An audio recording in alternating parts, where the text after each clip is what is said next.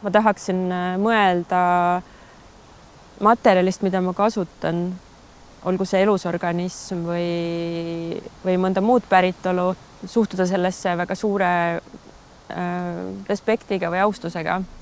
Ja sellest üks osa võib-olla on ka see, et see materjal võib olla muusa.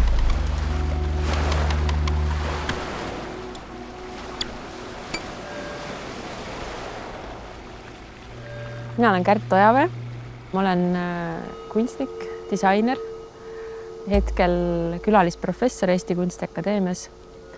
Ja minu töö keskendub suuresti erinevatele materjalidele, tehnoloogiatele ja nende teisenemistele ja tähendustele ja ajas muutumisele.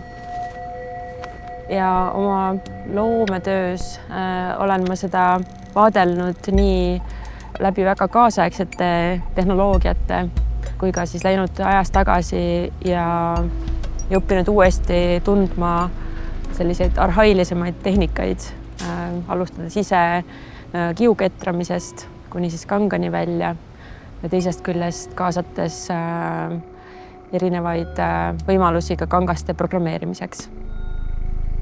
Minu huvi selle valdkonna, nende teemade vastu on kujunenud kuidagi loomulikul viisil, et kui ma algselt tahtsin õppida pigem või tegeleda pigem inimese keha ja rõivastega, siis minnes õppima tekstiili disaini ja tekstiilikunsti sai mulle üsna kiirelt selgeks, et see on valdkond, mis võimaldab nii paljudes erinevates teistes sfäärides ja valdkondades tegutsemist.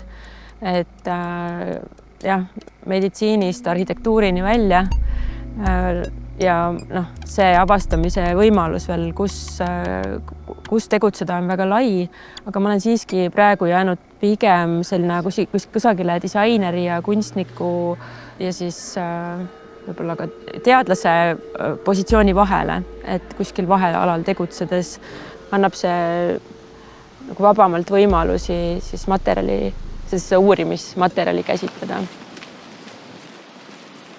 Siin on vetikaid küll päris palju. Põhisadru. Kas lähme vaatame siia korra või? See on punavetikas, Porcellaria lumbricalis ja siis põhisadru Fucus vesiculosus. See on üks teema, millega ma olen tegelenud viimastel aastatel, aga see ei ole mul nagu ainuke põhifookus, et selles mõttes ma ei tegele sellega niimoodi igapäevaselt. Tudengitega seda projekti või seda teemat nagu või vetikate teemat õpetades, siis me käime ikkagi rannas ja korjame seda päriselt ja kuivatame ja siis laboris saab sealt eraldada erinevaid aineid, koostisosad. Aga see punavetikas, mis ma mainisin, see on see siis, millest toodetakse furtsellaraani ja furtsellaraan on siis selline keelias aine või paksendi, mida näiteks toidutööstuses kasutatakse näiteks jäätise sees või siis kosmeetikatööstuses, kreemides. Et väga väärt aine, väga heade omadustega. See vetika teema jõudis ka nii, et ma koos oma kolleegi Annika Kaldojaga planeerisime uut kursust magistrantidele ja mõtlesime, et mis on need olulised, huvitavad tulevikusuunad.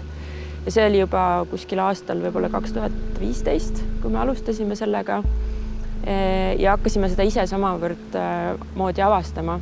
Aga see on üks teema kindlasti, mida Läänemere kontekstis siin aina enam uuritakse ja vaadeldakse ka seda, kas siin oleks võimalik tegeleda rohkem vesiviljelusega ja ka vetikate kasvatamisega, kuidas seda ökoloogilist tasakaalu hoida siiski, juhul kui me kasutame seda biomassi, mis on rannale õhutud, mida ajalooliselt on kasutatud väetisena, aga mida saaks teistmoodigi väärindada ja siis kuidas võimalusel kasutada vetikaid, mis on kasvatatud Läänemeres ja kuidas üleüldse parandada Läänemere tervist, et ma näen seda nagu ühe suure tervikuna, et vetikat ei saa sealt eraldada kindlasti, mis on muutunud, on nagu see suhtumine võib-olla või nagu see füüsiline suhe võib-olla vetikaga, ma ei oska seda sõnastada.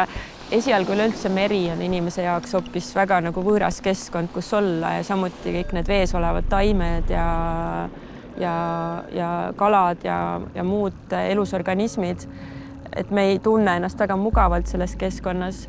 Kui vetikas võib-olla algselt tundub või paljudele tundub selline ebameeldiv, natuke limane mateeria, siis seda uurides on ta muutunud väga nagu armsaks ja hästi mitmekihiliseks. Ja vaadates seda erinevas skaalas, mitte ainult siin Läänemeres, vaid ka ookeanis kasvavad vetikad, et see skaala on niivõrd erinev, et kui me Islandil töötades leiame vetikaid, mis on mitme meetri pikkused ja meil on siis samas sellised pisikesed siin, et ja kindlasti ma arvan, et see, milline tulem sellel on, selgub võib-olla 10 aasta pärast näiteks. Ma ei arva, et see võiks, selle mõju võiks toimuda nii kiiresti või kohe.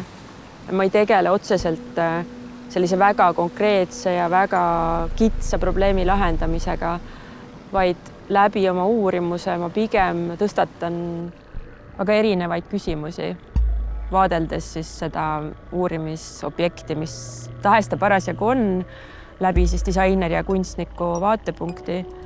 Ja vahel ongi oluline või olulisem esitada selline pilv küsimusi läbi mingi materjali või objekti või teose. Ja see küsimuste kogum on olulisem võib-olla kui see teos ise lõpuks.